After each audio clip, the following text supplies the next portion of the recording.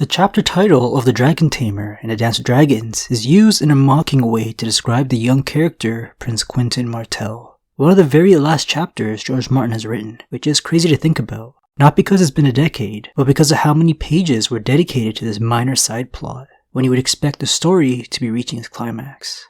Quentyn Martell, who wasn't even deemed worthy enough to be included in Game of Thrones, had 4 whole chapters in A Dance of Dragons. That may not sound like a lot, but in the context of this book, it's confusing how much of the spotlight he had.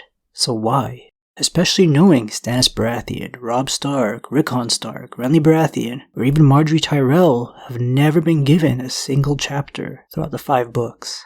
Quentyn was tasked by his father, the Martell ruler of Dorne, named Prince Doran, to covertly travel over to the continent where Daenerys Targaryen is practicing how to conquer, and offer his hand in marriage, securing all of Dorne's support for her when she does decide to invade the 7 Kingdoms, while the Dornish would get the firepower needed to get revenge against the Lannisters.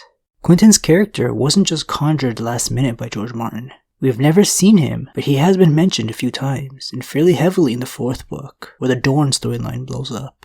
Quentyn was to travel with 5 other companions on his adventure, noble friends that would serve as guards, along with a maester for counsel and medical help.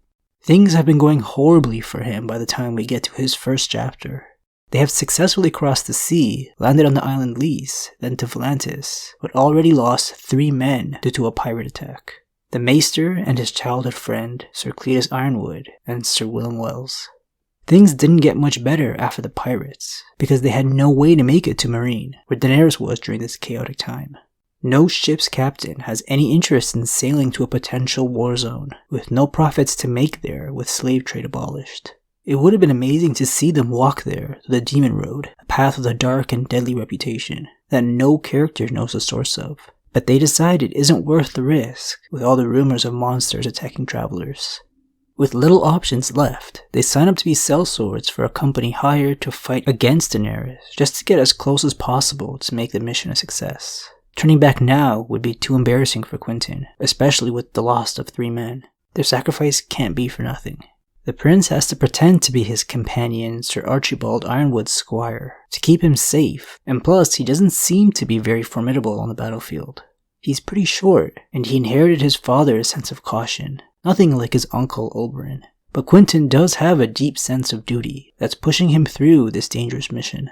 His perspective adds a little to the world building, but nothing too necessary, because all we see him travel to is Volantis and the slaver cities with his companions. Places we know very well by now. What the POV chapters do show is the aftermath of Dany freeing the slaves in Astapor and Yunkai. Astapor is described as hell on earth, and in Yunkai, the powerful people are laser focused on eliminating the Dragon Queen.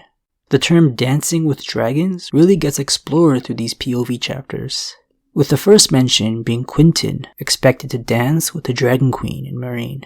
Not dancing in the literal sense, of course. It's a metaphor prominently used to describe a civil war between the Targaryen family called the Dance of the Dragons, where Dragon Rider fought Dragon Rider, and the commoners below paid a heavy price with all the fire. Through Quentyn and the people around him, we see how information is traveling in this primitive world.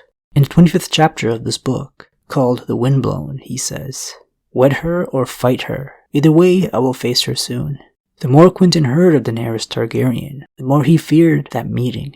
The Yunkai claimed that she fed her dragons on human flesh and bathed in the blood of virgins to keep her skin smooth and supple. He was then told her Khal killed her brother to make her queen. Then she killed her Khal to make herself Khaleesi. She practices blood sacrifices, lies as easily as she breathes, turns against her own on a whim. She's broken truces, tortured envoys. Her father was mad too, it runs in the blood. If Daenerys is as murderous as her father, must I still marry her? Prince Doran had never spoken of that possibility, so doubts are starting to creep into Quentyn's mind just halfway into his story arc. But still he persisted on this ridiculous mission to get as close as possible to Dany, so he can finally reveal his true identity. For this whole time he had to call himself Frog, while being a squire with the sellswords. He finessed his way into having an audience with Dany in her pyramid, and this is where the ultimate rejection comes into play. Quentyn arrived in Meereen a little too late. She was about to marry his Darzol Rock, so she gently turned him away. But even if he did make it before her betrothal, Dany was not very impressed with Quentyn, and didn't see much value in Dorne while she's focused on Meereen. What she hoped to be a parting gift to potential future allies, Dany takes Quentyn into the dragon pit where Rhaegal and Viserion are chained up. He's scared shitless from the moment their roars could be heard, and Dany admits they are beginning to scare her too. Chaining them up in the dark has made her children restless and aggressive.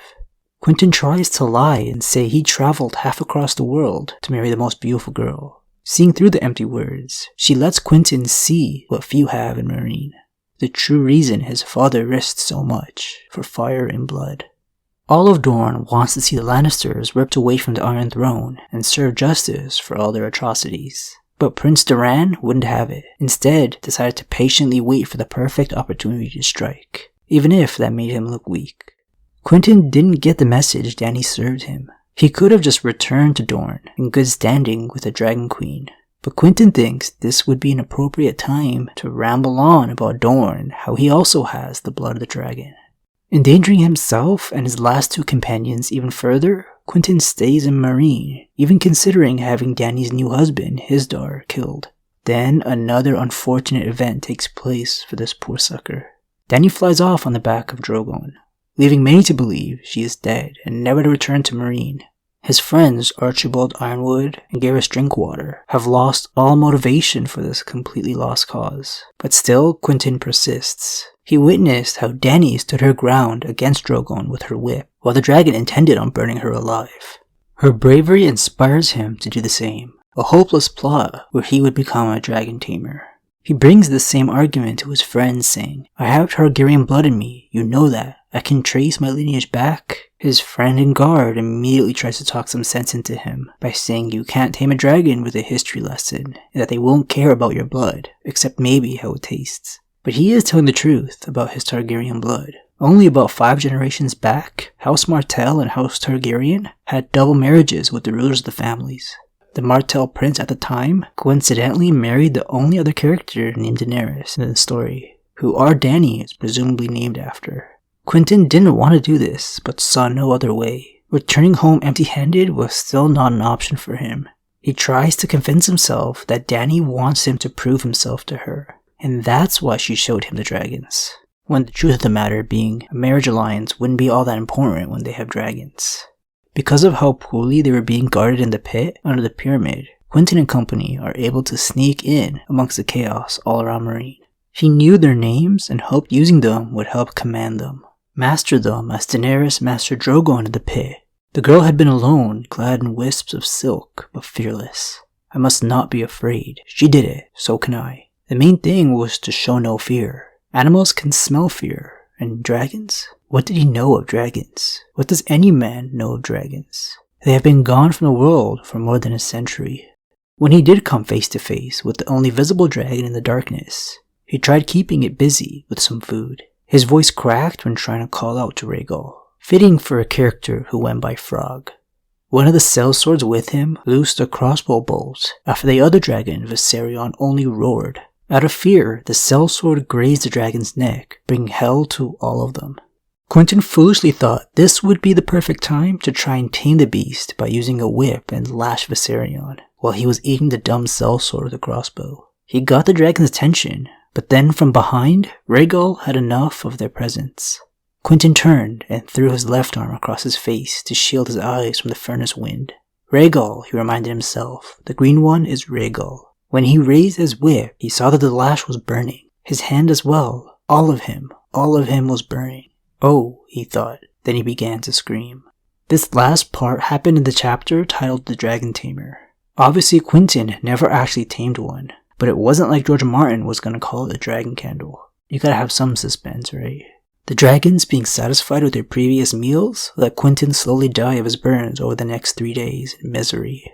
Barristan Selmy, who is trying to look after Meereen while Dany is missing, checks up on Quentyn during his last moments and says, he should have stayed in Dorne. He should have stayed a frog. Not all men are meant to dance with dragons. Another reference. But does this side plot warrant 4 dedicated POV chapters as wild as this last one was? Would anything be different if all of it was scrapped from A Dance with Dragons, considering how out of place the first 3 POV chapters seemed? Characters like Bran seem neglected in this book, with how much is happening in his story arc under the training of the Three-Eyed Raven. And does every single page of the book necessarily have to progress the story? You could look at the reader's enjoyment as a measurement instead of progression. Archibald and Garrus are still alive, and as depressed as they are, the two are willing to cooperate and work with Barristan going forward, as they are valuable skilled knights. And then there's this outlier of a character introduced through Quentin's chapters, the commander of the Sellsword Company, Windblown, who brought them along to Meereen. He goes by the Tattered Prince and gives no birth name. It's these characters that will carry on with Daenerys to Dorne or whatever other kingdom she first lands in when her conquest of Westeros begins. But maybe I'm wrong about these 4 chapters' significance, and this whole dragon taming attempt is some major foreshadowing laid out by Martin. Still, the only dragon tamer in this story in my eyes is a character who lived 170 years back during the Dance of the Dragon Civil War. She befriended and earned the trust of a wild dragon by feeding it sheep each day till she could ride it, while all the others claimed the blood of the dragon bonded with theirs through magical means like Dany. Quentin should have read up on his lore. Don't know if you guys have noticed, but the channel is creeping towards that 200,000 milestone, and I do appreciate all the subscriptions lately. 200k sounds a whole lot better than 180. But anyways, thanks for watching guys. I'll see y'all next week.